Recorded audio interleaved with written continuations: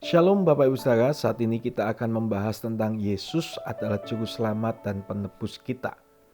Yesaya 60 ayat 16b mengatakan, Akulah Tuhan juru selamatmu dan penebusmu yang maha kuasa, Allah Yakub.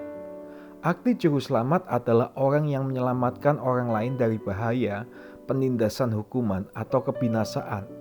Pada perjanjian lama, pribadi yang disebut juru selamat adalah Tuhan Yahweh. Seperti ayat yang tadi kita baca dan diperkuat lagi di dalam Yesaya 43 ayat 3a. Sebab akulah Tuhan Allahmu yang maha kudus, Allah Israel, juru selamatmu.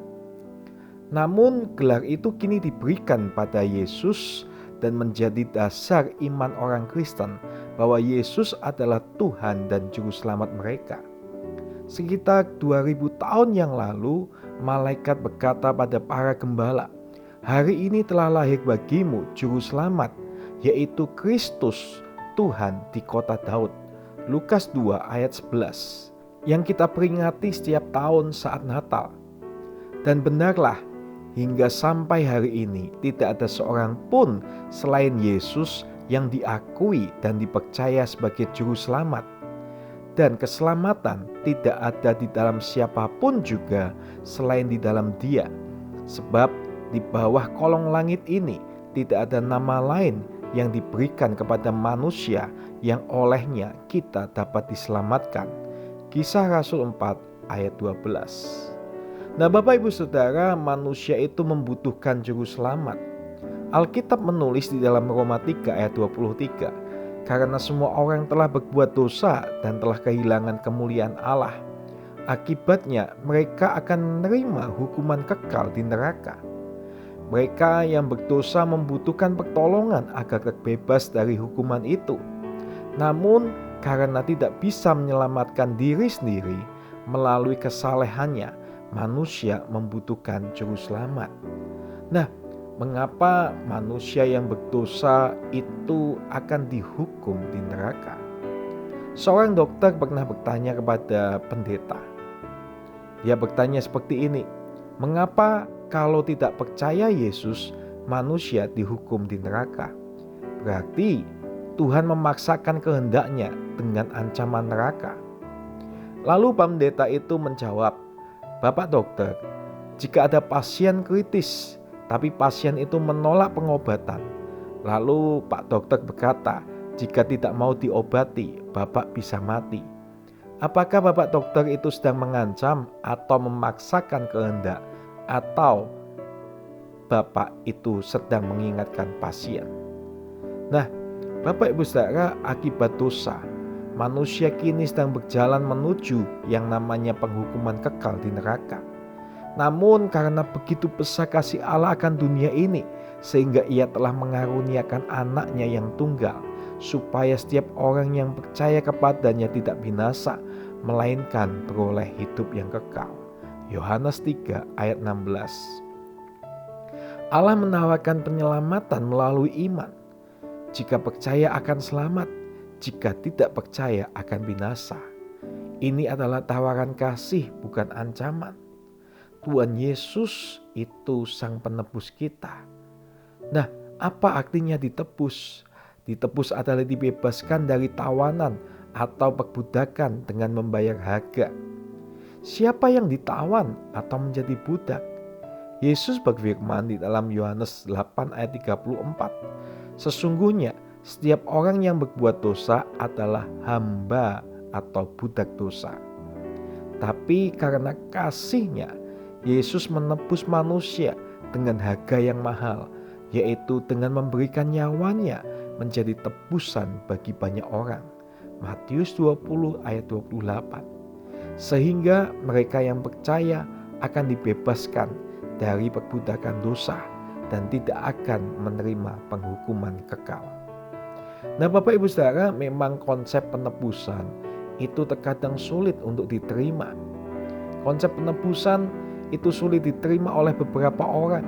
Mereka seringkali bertanya, jika seseorang bersalah, bukankah dia yang seharusnya menerima hukuman? Jika hukumannya ditimpakan pada orang lain, bukankah itu melanggar keadilan? Bahkan ada yang sesumbar di media sosial. Kalau kita meminta penebusan atas dosa kita, itu adalah tindakan yang tidak bertanggung jawab. Saya siap menerima hukuman di neraka akibat dari dosa saya. Itulah sikap seorang yang jantan. Berani berbuat, berani bertanggung jawab. Saya yakin orang itu akan menyesali perkataan yang bodoh itu saat benar-benar masuk ke dalam nyala api neraka yang penderitaannya tidak kunjung henti.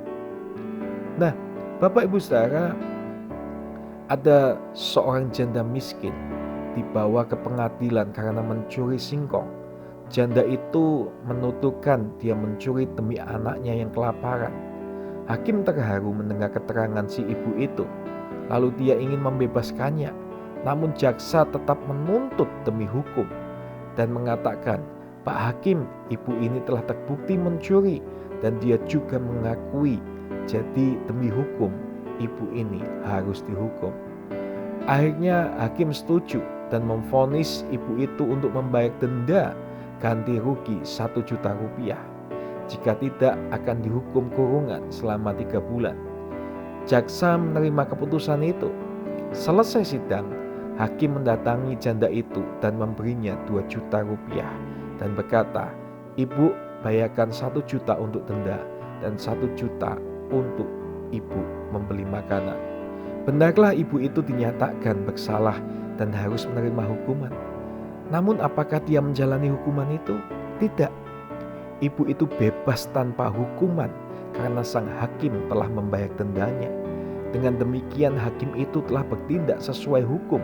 Namun dia juga menyatakan belas kasihnya kepada sang ibu karena telah menanggung kesalahan si ibu itu. Demikian juga dengan Yesus, sang hakim yang maha agung, yang adil dan penuh kasih. Dia tetap menjalankan keadilannya pada manusia berdosa. Namun dia juga membebaskan mereka karena dosa mereka telah ditanggung atau ditebus oleh dirinya sendiri. Itulah arti sesungguhnya dari penebusan Yesus. Nah, ada sebuah cerita tentang budak yang dibebaskan. Kejadian ini terjadi di Amerika tahun 1807. Seorang pria kulit putih pergi ke pasar budak. Dia melihat seorang budak wanita kulit hitam diikat dan dilelang. Budak wanita itu terus mengamuk. Lalu pria itu menebus si budak dan membawanya pulang. Sesampai di rumah, pria itu menulis surat pembebasan budak itu dan memberinya pada si wanita sambil berkata, "Ini surat pembebasanmu, ambillah, kamu telah bebas. Pergilah ke tempat yang kamu inginkan." Namun tiba-tiba wanita itu berlutut sambil merobek surat itu dan berkata, "Tuhan, aku menyadari bahwa Engkau Tuhan yang baik. Karena itu aku ingin menghambakan diriku padamu selamanya. Jika aku pergi, aku akan ditawan dan dijadikan budak lagi." Nah, Bapak Ibu Saudara, kita seperti wanita budak itu yang dulunya ditawan dan dijadikan budak dosa dan iblis. Yesus sudah menebus dan membebaskan kita. Roma 6 ayat 18 mengatakan, "Kamu telah dimerdekakan dari dosa dan menjadi hamba kebenaran."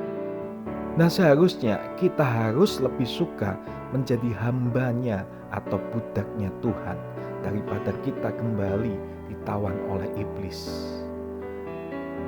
Bapak Ibu Saudara, Yesus telah lahir ke dunia menjadi juru selamat dan penebus kita.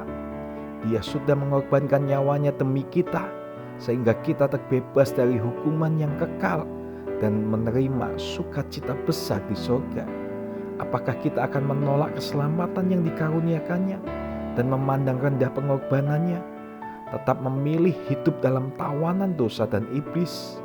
Keputusan kita masing-masing itu menentukan masa depan kita. Dan saat ini seharusnya kita membutuhkan Yesus untuk menyelamatkan sebagai juru selamat kita dan penebus kehidupan kita. Terima kasih. Tuhan Yesus memberkati.